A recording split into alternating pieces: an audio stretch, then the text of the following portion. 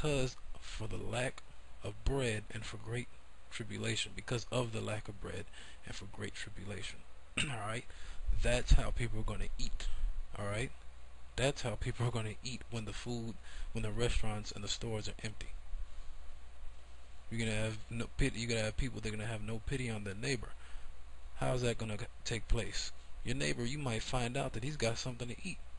Your next door neighbor or somewhere in your neighborhood, you might find out that he's got a stockpile of food. All right, that they've been one of those preppers that you see on the media, on YouTube.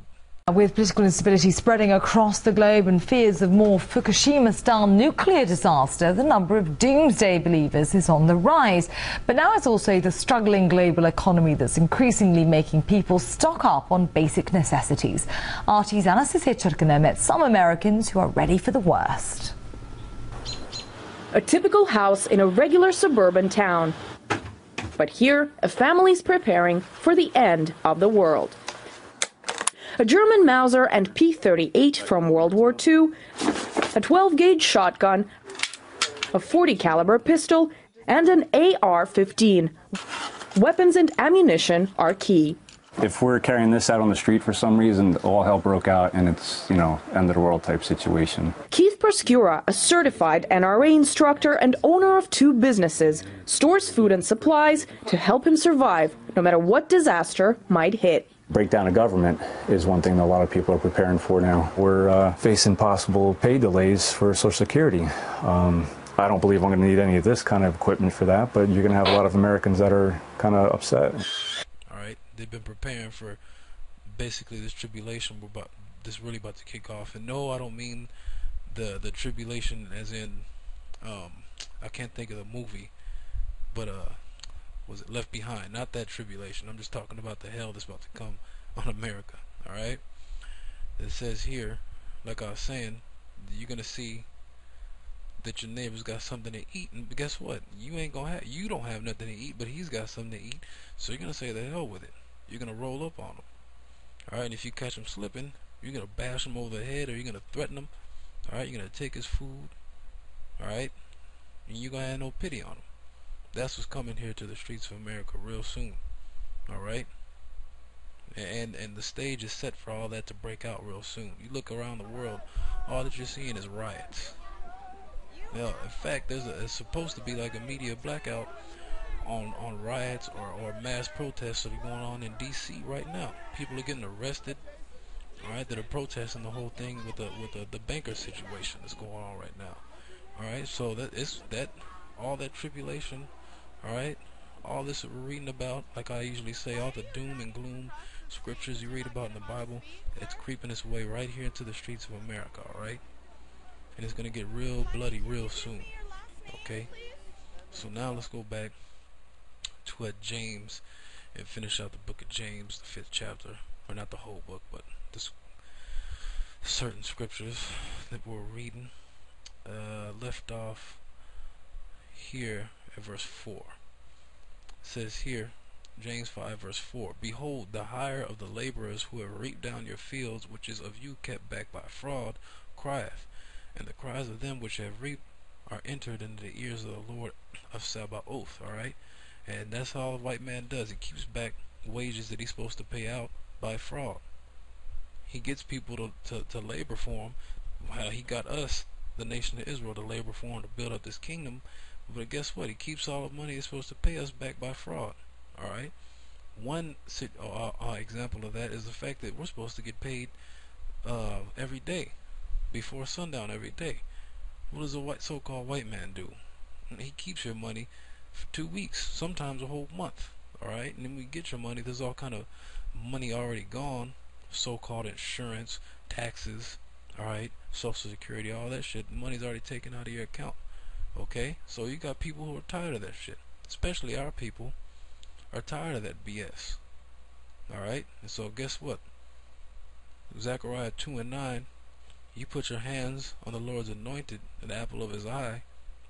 So that's what I meant to say, the apple of his eye, his people. So guess what? You're going to pay. And this is just one way that you put your hands on us. Alright? By defrauding us. Verse 5, It says, "Ye have lived in pleasure on the earth, and have been wanton, undisciplined." Alright? That's a big word right there. Undisciplined, which is wanton. Which is the reason why you have to continually do bailouts, stimulus plans. Alright? Pump more and more BS money into the economy to keep it afloat. It says, "You have nourished your hearts as in the day of slaughter." Now guess what? That time is done. That time is ended. You got so-called white people. You're not walking around happy in the sun like you used to. Alright? This ain't the 50s. Your country, you know your country is going down. Well, that's great. That's just fucking great, man. Now what the fuck are we supposed to do?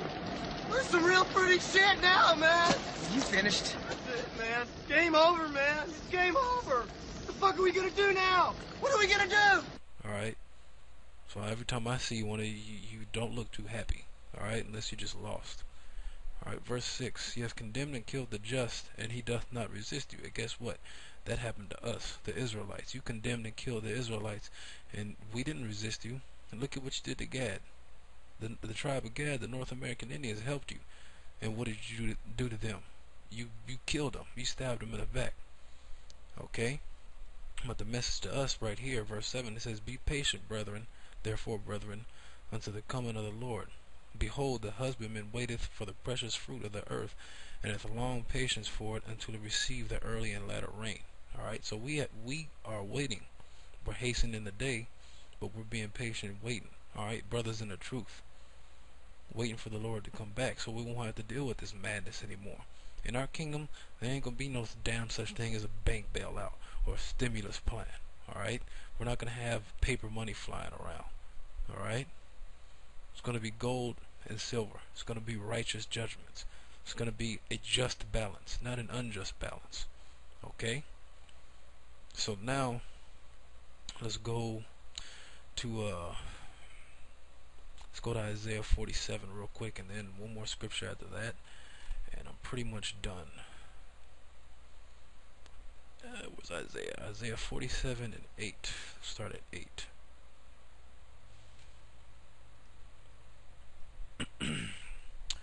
This is Isaiah 47 verse 8. It says, "Therefore now hear this." This, when you read up, this is talking about when you read, it says that the Lord will lift up thy skirt, talking about America. Okay? It says here, "Thou that art given to pleasures." We just read that in James. "Live deliciously, live pleasurably." Alright? "That dwellest carelessly." Isn't that America? That dwellest carelessly, thinking that nothing could happen to them. Alright? The pride of these people over here, they think that all of those riots and all of that chaos happening all around the world could never come here. They couldn't be any more mistaken. That's why when the shit hits the fan here, it's going to be like a thief in the night, because no one's going to be looking for it. Alright? It says, "Thou sayest in thine heart, I am, and none else besides me. I shall not sit as a widow, neither shall I know the loss of children." But guess what? Let's read this. "But these two things shall come to pass and come to thee in a moment in one day, the loss of children and widowhood. There shall come upon thee in their perfection for the multitude of thy sorceries." It says they shall come upon thee in their perfection. So when the prophecies start to roll like dominoes on America, there's not going to be anything that you can do to stop it. Alright?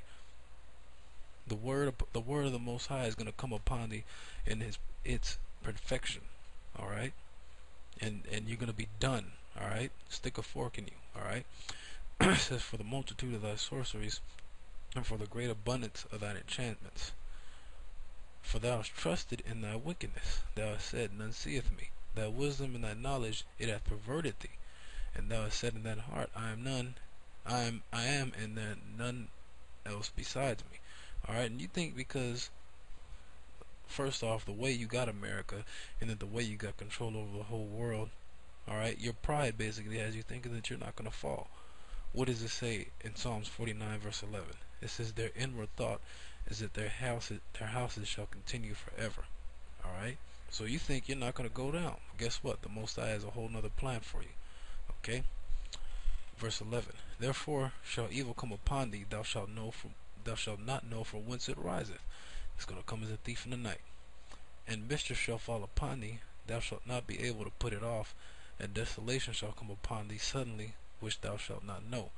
Stand now with thine enchantments, and with the multitude of thy sorceries, wherein thou hast labored from thy youth. If so be, thou shalt be able to profit. If so be, thou mayest prevail. All right, and guess what? When the so-called when the so-called white man gets in distress here in America, all right, not the higher ups, but a lot of so-called white people are going to be screaming and hollering for God in that day. All right. When the shit really hits the fan, you're gonna have what so-called white people scream, "Oh God, please no," you know, please help. They're gonna be praying more than ever. They're gonna be buying more liquor and Bibles and that. But guess what? It's not gonna help. That's why he's telling you, stand with your enchantments. Stand with what's got you to this point so far. All right. If so be, you might be all right. But guess what? You're not gonna be all right. Okay. Verse 13. Thou art weary in the multitude of thy counsels. Let now the astrologers, the stargazers, the monthly prognosticators stand up and save thee from these things that shall come upon thee. Behold, they shall be as stubble, the fire shall burn them, they shall not deliver themselves from the power of the flame. There shall not be a coal left to warm at, nor a fire to sit before. Thus shall it be unto thee with whom thou hast labored, even thy merchants from thy youth. They shall wander every one to his quarter, and none shall save thee. Alright, what's that talking about? When you go to the book of Revelation, the 18th chapter.